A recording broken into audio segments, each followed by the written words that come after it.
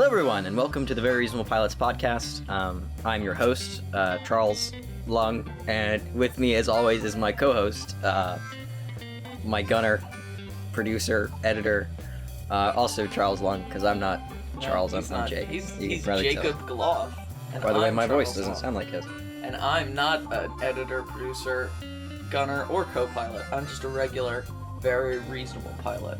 But today, I will not be sharing with you my very reasonable pilots. That honor will go to my friend Jacob, who will be sharing with us a very reasonable pilot about. I'm gonna say that one more time. You're gonna say very reasonable pilots one more time in this rant you're going on. Very here. reasonable pilot about space politics. Yeah, I did tell you that before we started. So this one's interesting because the last one I did was very tame. It was unpaid internships, right? So that's like a very simple show. So instead, I went for all-out sci-fi, but with a political twist. Because I think, I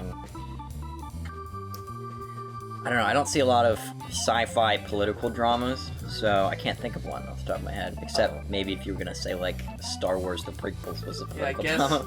Yeah, Star Wars The Prequels, The Expanse. You know the show The Expanse? Heard of it, never seen it, though. I've heard of it, never seen it also. I mean, I tried to watch the first episode, and I was like, Didn't get into it. I didn't give it a shot. It was like, everything's gray, and everyone's sad, and it's in space, and it's all corridors, and you can... Oh, it sounds like up my alley. I need to watch the show. Yeah, and I was like, it's fine, and it's got a lot of cool ideas in it, but, I just never got into it. But now it's on Amazon, so maybe. Well, I haven't seen the show, so maybe these are exactly the same, and we'll be like, whoa, it's crazy. But they're probably not, I guess. So, God, how do I explain this? Alright, I guess we'll start with the characters, because that's kind of important. So our principal character, her name is Ashara Summit. She is a young galactic senator from Eos. Can you say that one more time? Ashara Summit. Summit, yeah. Okay. It sounds like a name that's meant to be a pun, but it's not. Ashara Summit. I'm trying to think of a way to make it punny. Ashara is the name I came up with, and Summit was a thing near me on a sign when I was coming up with this. Do you do that a lot? I do that all the time with names. Yeah, I do. What I like to do is I just take two historical people that are completely unrelated, and I mash the first. Oh, I have that here. One of my characters' name is Douglas Thompson. Douglas from Double MacArthur and Thompson from Hunter Thompson.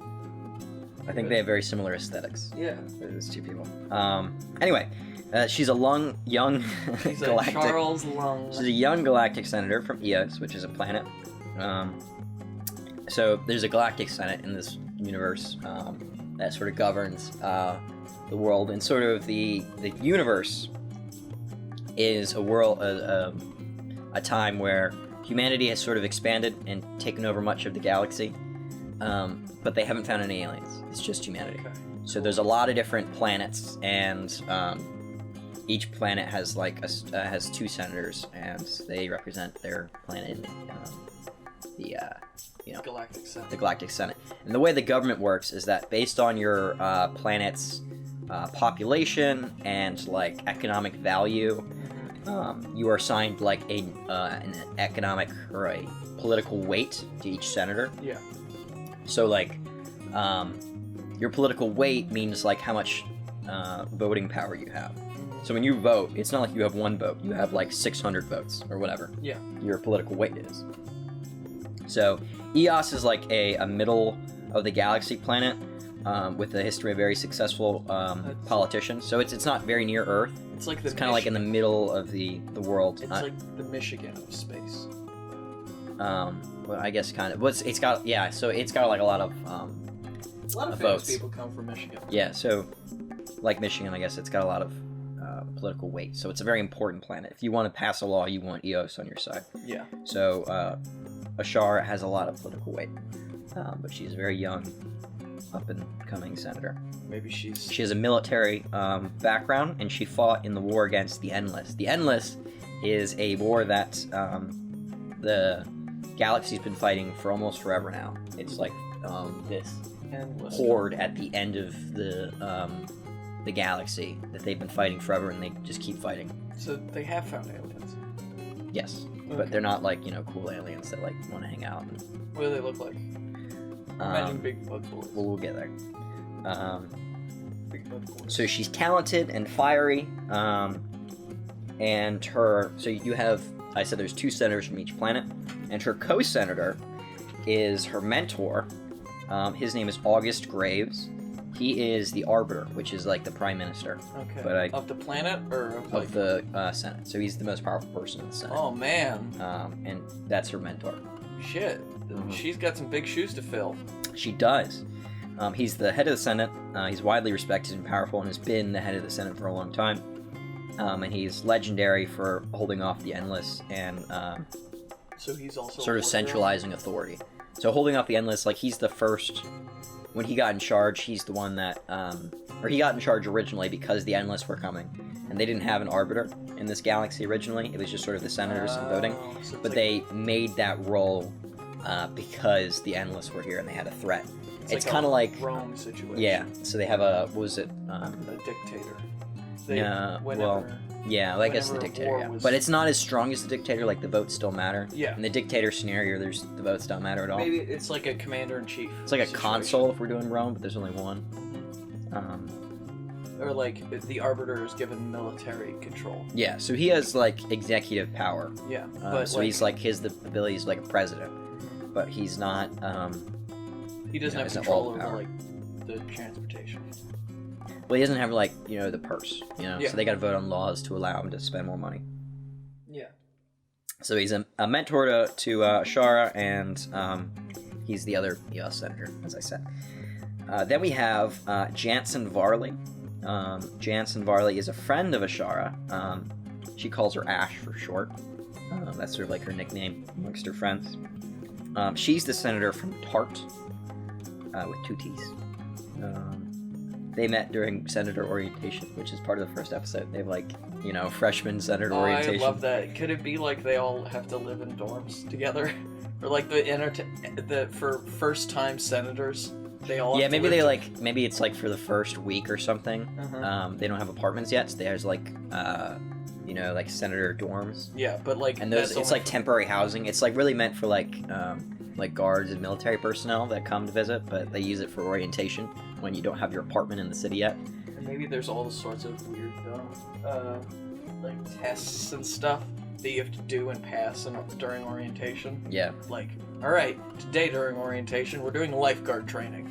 They're like, why do we need lifeguard training? Well, any good senator needs to be able to save anyone's life. So. If you ever even come close to the planet Aquarius, you will thank me for your lifeguard training. Exactly. Like, Aquarius is on the edge of the galaxy and hasn't been populated. It's called Aquarius, but that's kind of like an Iceland situation. There's no water on the planet. It's a desert. It's all desert. Yeah. It'd be funny. You gotta... I would love that. I would name a planet Aquarius that's a desert. So, she's sort of Ashara's best friend, who she confides in. She's a very civilized, social, and kind person. So she's kind of like an upper class sort of person.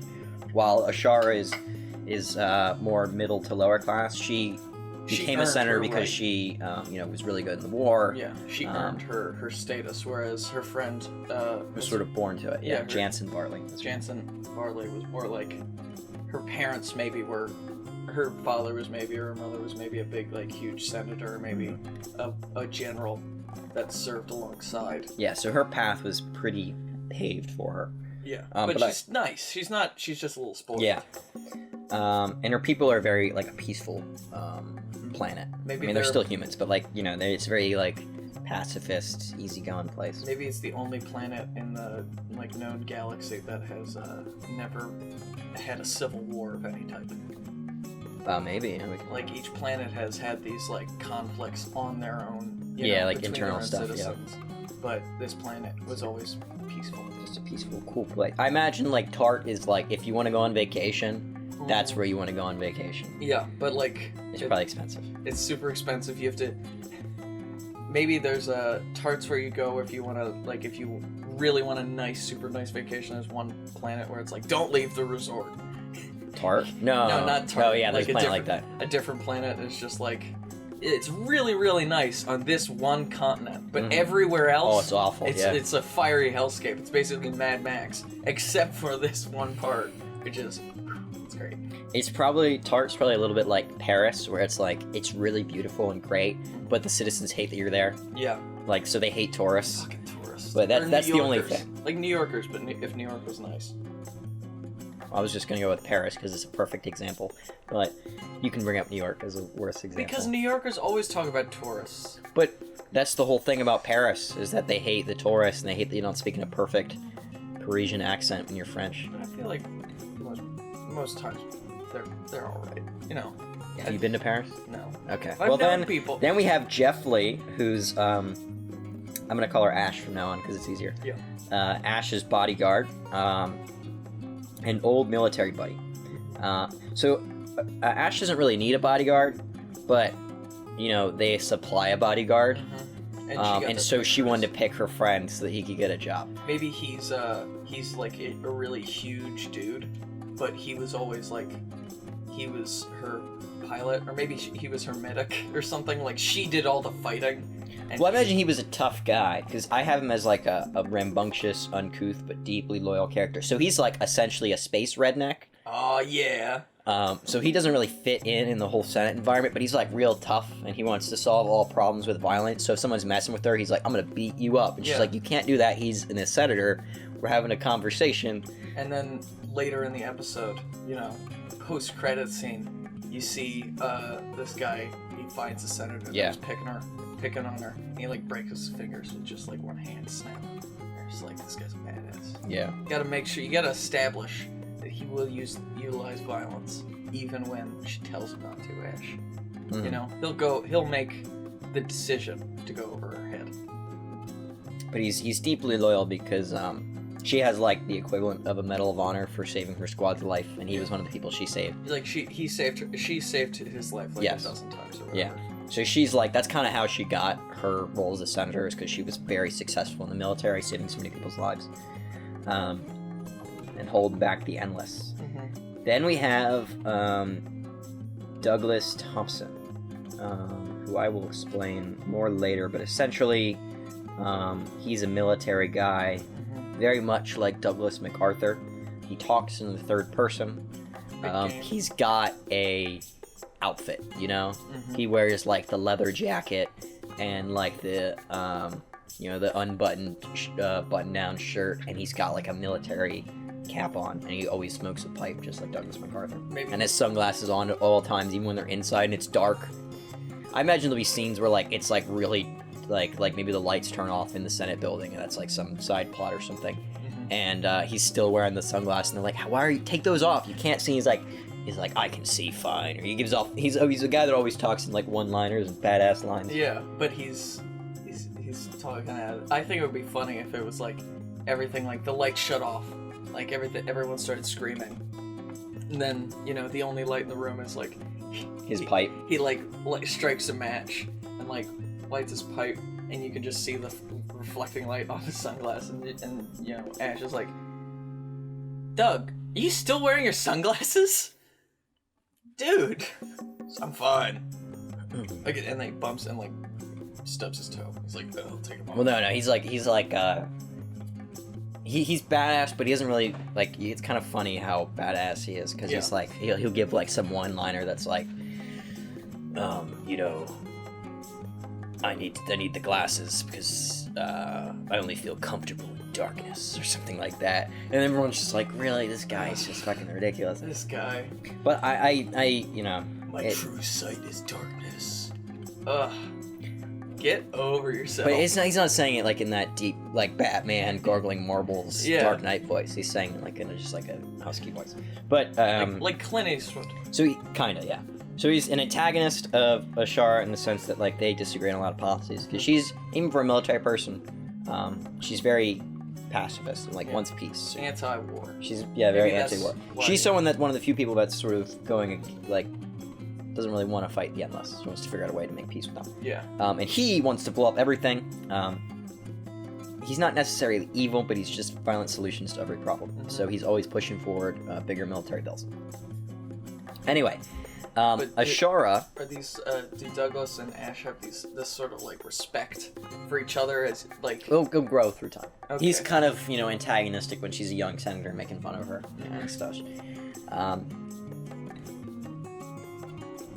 So the pilot is Senate orientation, where she meets Jansen, so we can have all the little funny gimmicky stuff, them hanging out in the dorms and stuff like that, all the stupid tests. Maybe Ash lost her key. She's not used find to it. So it's a communal bathroom, so like when she went to take a shower and she comes back, her roommate locked her out. And like, oh fuck. And Jansen lets them stay in their room, and they bond. They have a good time. Yeah. It's good fun time. And in their first session of Congress, military bills coming through that was proposed by August Graves, and it's almost passed unanimously until it gets to her, and she questions the bill. Yeah. First, no one usually ever questions August's bill, so this is surprising to the Senate. And second, you're not allowed to do that on your first day. It's like an unwritten rule that you're not allowed to question the bill on your first day. You just vote to approve or vote to, whatever the majority vote is, you go with that. Or maybe like your first 5 years, and like it should be a weird, ridiculous length of time that you're not allowed to make any waves. It's like your first 5 years in Senate, you just follow your first term, maybe. Yeah, you follow the leader. You just expect, or maybe it's you follow your you follow your other senator's lead. Mm-hmm. So if your other senator was there for longer than you, you follow them for your first term. You can make your own decisions in the second term, and especially for her in her position, with her other senator being this big famous person, she's sort of expected to always follow his lead on everything until he leaves office. But she doesn't do that, and I imagine she's probably scolded by Douglas, who makes fun of her. He's like, you fucking idiot. Do you even know the rules of the Senate? Like, what are you doing? Not like in a truly malicious way, but instead of like a jab, like kind of like you're busting the balls of somebody who just started working. Yeah. You see, if you worked at somewhere long enough, somebody starts doing something wrong, you just make fun of them for it, and then show them how to do it right. Yeah. It's sort of like trying to correct you, but they sort of care because they want you to be doing the right thing, but he doesn't say it in a very nice way. They're still competing with you. Yeah. So the bill increases military spending for the war, and is unanimously passed, minus her one vote against it. Which sort of puts her in a weird spot in the Senate where people don't respect her from this day one because she didn't vote yes on that bill. Or maybe it's the big Warhawk party. Maybe the Warhawks are the biggest party in that Senate at the time. Yeah. They were expecting her to be she's a military veteran, she's a war hero, she's got a Medal of Honor, she's gonna be on our side. Oh, that's probably why she won her election. Yeah. Because they were she's definitely gonna be pro-war. Yeah, and then she gets there and she makes a passionate speech about why this bill shouldn't be passed, and even if she doesn't get any votes on her side, afterwards the peace party could kind of come to her and be like, do you want to maybe work with us a little bit? And we can so she gets help from people that she, when she started working there, was not thinking that she would get help from. Yeah. I think that would be a good idea. And maybe the bill can be less ambiguous than just spending. Well, it increases military spending for the war. So it sort of relates to the later plotline, but it's intentionally vague because when it's brought up, that's all she knows about it. So she's questioning, where's the money going exactly? Yeah, and no one will tell her, and they're like, don't question August Graves' bill. And what sort of goes on from that is that she's trying to figure out what the money is actually going to, because it doesn't really make any sense. It's just something vague, and it's a lot of big R&D. words, probably to efforts to help the war proliferation, blah blah blah blah blah blah effort, and it's a lot of big words, but she understands them, and she's just that doesn't make any sense. It just means absolutely nothing.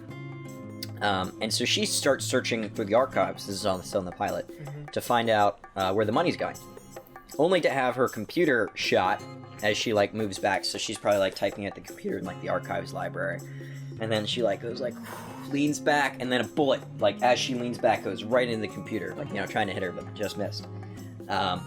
And she gets into a scuffle because there was a guy behind her with a gun. And she ends up pushing the bounty hunter, shoves him out a window. Yeah.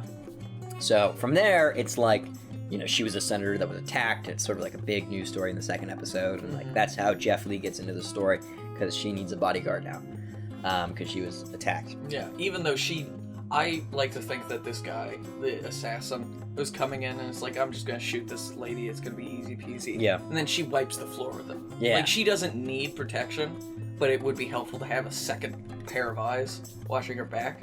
Yeah, well, no, it's sort of like a Senate mandate. Yeah. Is that you have to have a bodyguard after the attack. Yeah, if It's an like just assassination attempt is made, all senators have to have a bodyguard for the next 6 months. Yeah, especially and like the person that was attacked needs it until the investigation's finished. Yeah, and maybe. But the actual police aren't good. They're like, oh, I don't know, we're still working on the investigation. It's an open case, but we haven't, looked at it in 6 months. Or maybe she grabs something out of his hand or out of his pocket or off of his person before she pushes him out the window, and it's like a clue, and so she just keeps that to herself, and so they're like, is there anything that you have that could help us find the killer? And she's like, no, he just came in here and I pushed him out the window. Yeah, she doesn't want to tell him. She wants to do the research herself. So she doesn't trust them. Dave Lee are doing the PI sort of stuff. Yeah.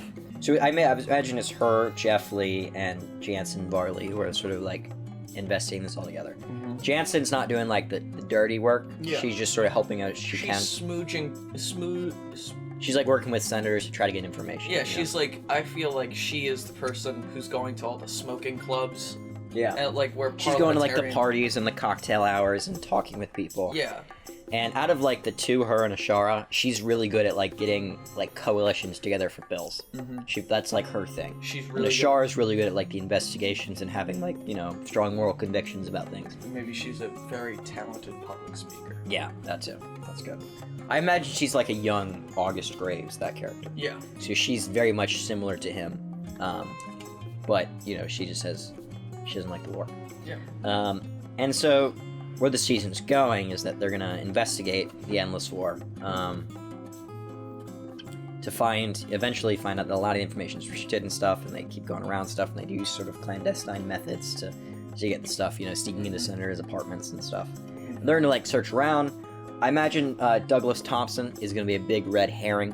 They're going to think he's behind this whole war thing because he was a lot of these bills. Yeah, and he's... But he just likes war. That's all it is to it. He just likes blowing things up. And maybe he becomes gets on their side as the series progresses. Towards the end of the series, he realizes he's with them. Yeah. Yeah, he's because he's not I don't think he's a bad guy. Yeah. He's just pro-war. So maybe he's I'm all about fighting the good fight, but we can't be lying to our constituencies like this. Yeah. Well, see, we'll get to that in a second. So we're gonna have a so as this is going on, the relationship between Ashara, Ash, and August is sort of improving. Mm-hmm. They're getting a lot closer, and he's really mentoring her and trying to help her get through the Senate and stuff. Because maybe he's respectful. He respects her differences, and she learns to respect his, and she doesn't really think he's behind this whole military thing. Mm-hmm. But as she's sort of figuring out near the end, she's gonna sort of realize that he is behind it, and she's gonna go confront him about it. And we're gonna have a sort of parallel scene to Anakin and Palpatine in the prequels, mm-hmm. and he's gonna reveal his plan to her. Yeah. And so he essentially says that, he's behind it. There is no Endless. They're not real. What he does is that they send troops to one side mm-hmm. and troops to the other side, and they shoot each other. Oh. So they're dying, just killing each other off. Maybe there's this I think it would be cool if you had this field. Mm-hmm. Wait, what are you going for here? I was gonna say maybe they have this wormhole sort of technology or wormhole thing that they found in the galaxy. So they'll be on one side of the galaxy, they'll send a troops to get in a fight, and they'll fight one side of the wormhole, and the other side of the galaxy, they send another pair of troops to send lasers through that side of the wormhole, so they're each getting blown up. Interesting. It's just like a portal.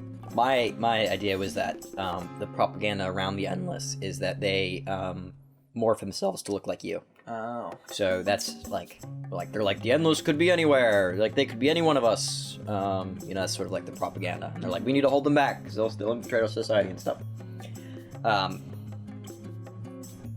And so they're spending all this money fighting themselves, essentially. There's no real war. Yeah. And she learns about this. And this is sort of where I hit a creative wall, because it could go in two different directions from here. I know where I want it to end, but I don't know how to get there. The end is I want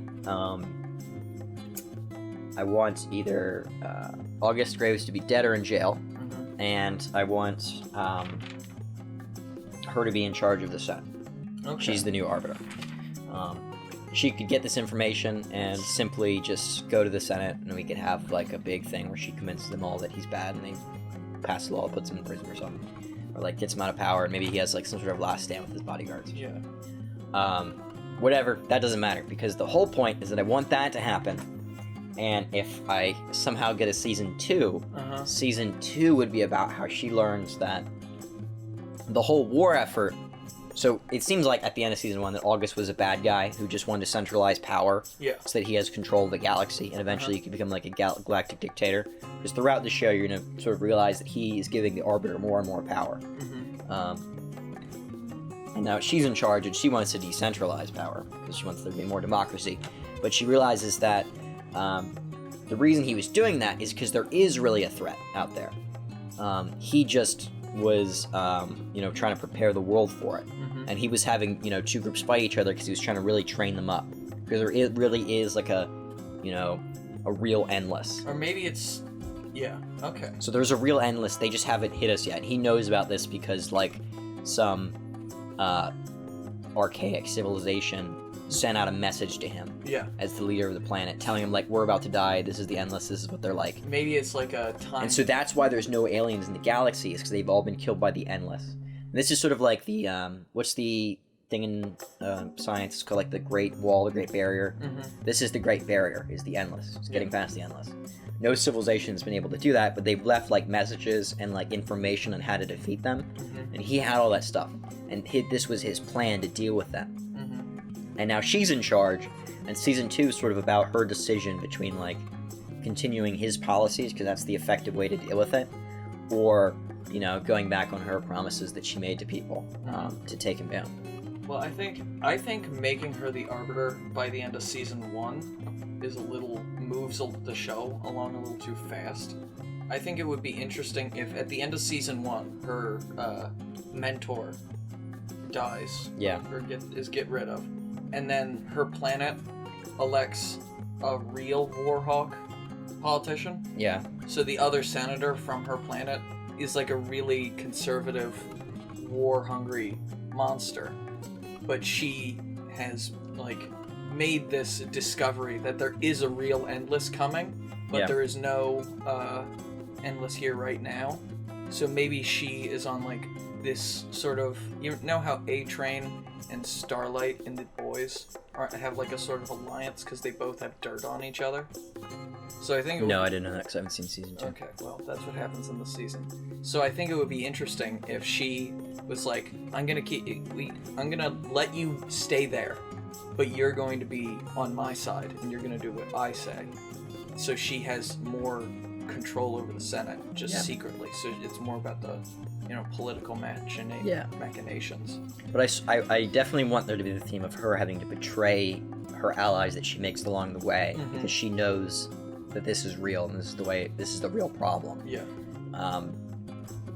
And she's not sure that if she told everyone, it would go well. Yeah. Like, if she told everyone, they wouldn't believe her, or like, they'd say it was like a lie, or why would we trust this guy? Because the information's kind of vague and it's not great. But it's like, if it is true, we're all gonna die. Yeah. So yeah, that's my show. I think that sounds good. And what's the title again? Do you have a title? I did have a title. I don't remember what it was. Okay. It's in my notebook. My notebook's over there now. That's fine. I'll put it as the title it'll of be the title of the video. episode. Whatever it says there, that's what I wrote. Probably. My idea for the final twist of the show is that the Endless should be super hyper advanced humans that are going back in time and, doing something for some reason. Killing everybody. What a great twist, doing something for some reason.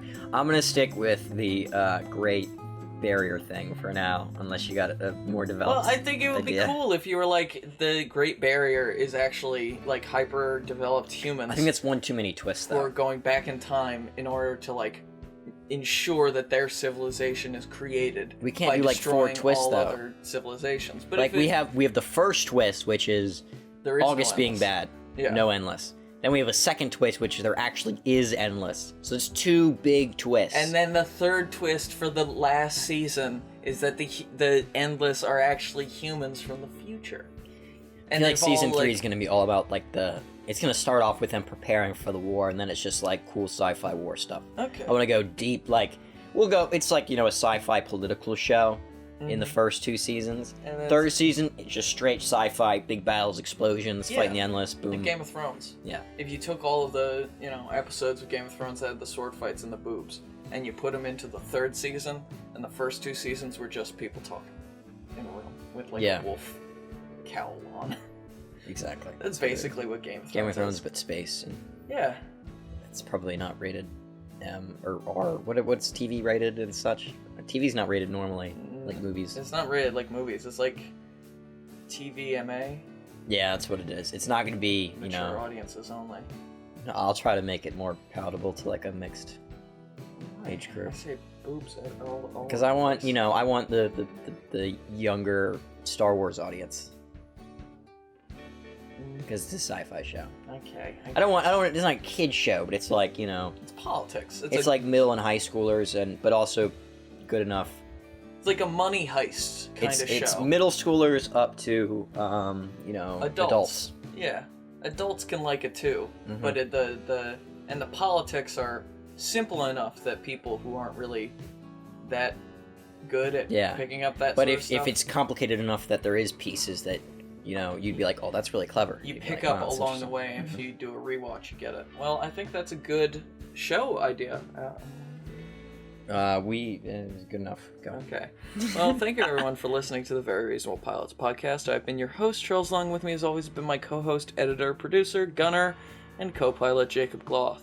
If you like what you heard here and you want to hear more, you can find us on YouTube and Stitcher and Deezer. Oh, whoa. We're not on Stitcher. Is Deezer a thing? I know we are on Deezer, actually. Yeah, we're on Deezer. And if you are interested in... It's a thing you listen to podcasts on... Does anyone out there listen to podcasts on Deezer? Are you listening to this on Deezer? If you're listening to this on Deezer, give us a like on YouTube. Go to YouTube. Go to the YouTube.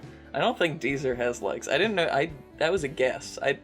Didn't know that was a podcasting site? I thought it might have been. I thought it also might have been just an insult. I'm pretty sure Deezer's a podcasting thing. If it's not, I didn't say any of this, and Charlie came up with it. If it is a podcasting thing, I'm a genius. And if you are interested in finding out more about me, you can find me on Twitter at Charles_Lungs. And if you're interested in finding us on Twitter, you can find us at VRP Podcast. Someone should.